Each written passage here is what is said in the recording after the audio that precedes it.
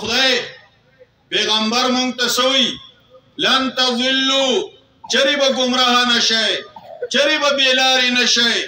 ما تمسکتم بهما چې دا دوه خبرې تاسو مضبوطی نیولي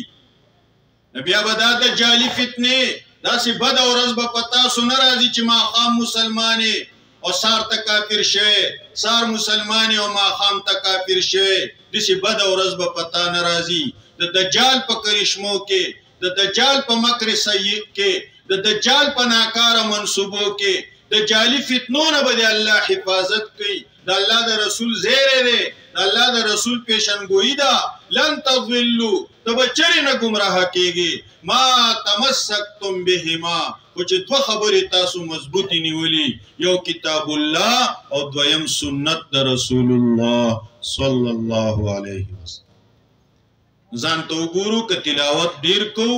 نو بیا به د فتنو نه محفوظ یو تلاوت هم زموږ د کورونو نه ورک شوی ځوانانو تلاوت پرېښې قرآن ترجمه کوو که نه کوو پرېښې ده قرآن د پاره د غلبې د پاره منډه وو که نه نه دغې تنسمې نشته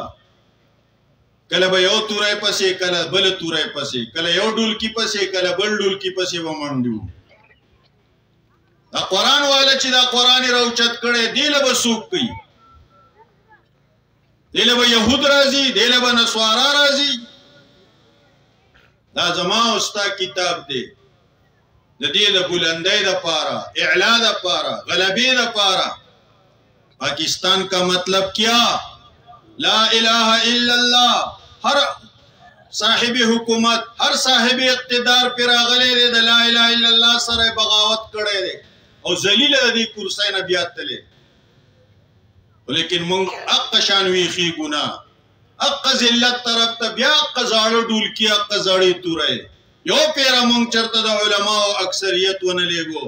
او د بونیر په تاریخ کې مونږ لا چرته عالم اسمبلی ته نه دی لیږي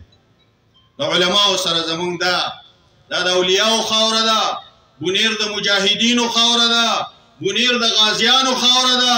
بونیر د اهل الله خاوره ده دا په دین مینه خاوره ده دا د غیرت نه ډکه خاوره ده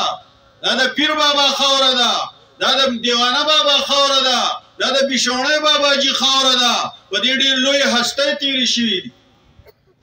محترمو د دین او د اسلام د سربلندۍ دپاره دې ته وایي لن تضلوا بیا به چرې نه ګمراه کېږئ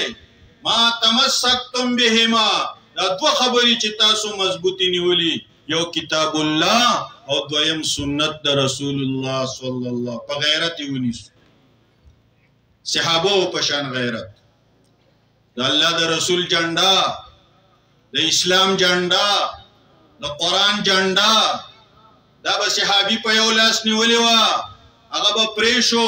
په بل لاس به یې مضبوطه کړه هغه به پرې شو په منډو لاسونو به یې مضبوطه کړه په سینو سره به یې ونیوه سا به یې ورکو بل صحابي به رامنډې کړه جنډه به یې واغسته سا به یې ورکو خو د اسلام جنډه د کتاب الله جنډه د رسول الله جنډه ځمکې ته ارتاوېدو ته یې نه ده پرېښې دې ته وایي لن تضلوا چرې به ګمراه نه شئ ما تمسکتم بهما تر څو چې تاسو په دې منګولې مضبوطې نیولي نن د پیغمبر د جنډې زما په بلی ځای نشته نن زما د پیغمبر او د اسلام د جنډې سره هغه مینه هغه غیرت نشته داسې چل کوو مونږه چې د کتاب الله نه لرې کېږو د رسول الله د سنتو نه لرې کېږو نو څه به کېږي بیا به دجال ته اسانېږو بیا به هغه بده ورځ راځي چې سار مسلمانې ماښام ته کافر شوی دا فتنې به راځي دې فتنو ته که ځان نه اسانئ د دې فتنو خلاف که مضبوط غر ودرېږي د الله د رسول د پیشنګویۍ د خوشخبرۍ مصداق جوړېږي نو لن تضلوا ما تمسکتم بهما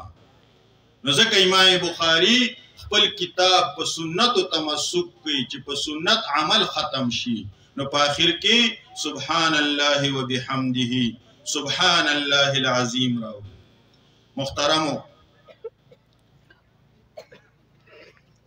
دې کلماتو کې صفات کمالیه، صفات جلالیه، گویا کې درېیمې کلمې مضمون ته اشاره ده چې سار او ماښام دا درېیمه کلمه وایي. تبلیغیان هم وایي مسنون